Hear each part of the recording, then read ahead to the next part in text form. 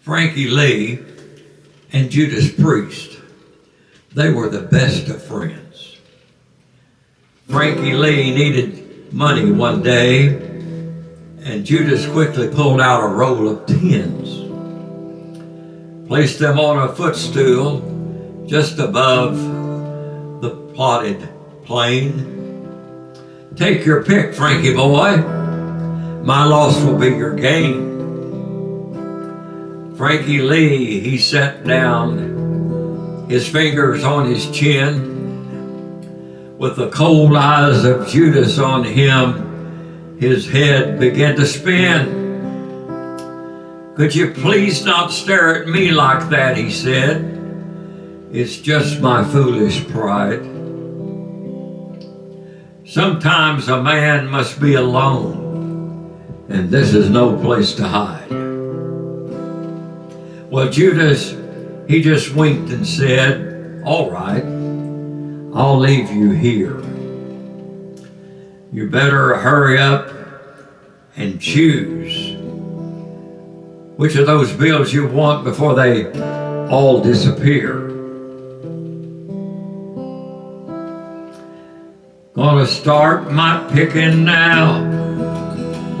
Just tell me where you'll be." Judas pointed down the road and said, "Eternity."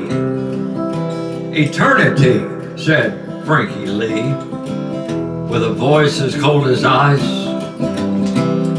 "And right," said Judas, "eternity, you might call it paradise." "I don't call it anything," said Frankie with a smile. "All right," said Judas Priest. "I'll see you after a while." Well, Frankie Lee, he sat back down feeling low and mean, when just then a passing stranger burst in upon the scene. "Are you Frankie Lee, the gambler, whose father is deceased? Well, if you are, there's a fellow calling you down the road." He said his name is Priest.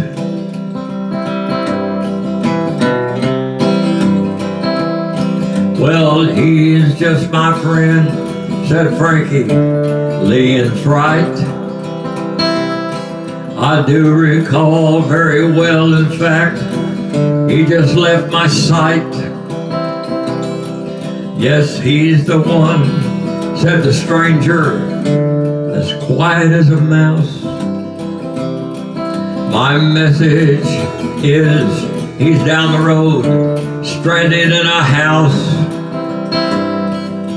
Frankie Lee, he panicked. He dropped everything and ran until he came on the spot where Judas Priest did stand. "What kind of house is this," he said, "where I have to roam?" "It's not a house," says Judas Priest. "It's not a house, it's a home." Well, Frankie Lee, he trembled. He soon lost all control over everything which he had made. Mission bells did toll. He just stood there staring at the big house, as bright as any sun. With 24 windows, a woman was facing everyone. Well, up the stairs ran Frankie Lee with a soulful bounding leap, and foaming at the mouth, he began to make a midnight creep.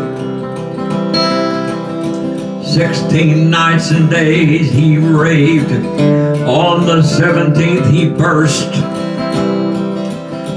into the arms of Judas Priest, which is where he died of thirst.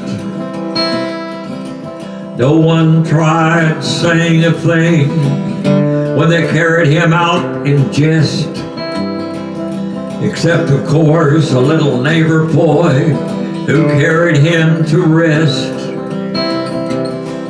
He just walked along, and with guilt so conceived, muttered under his breath, nothing is revealed.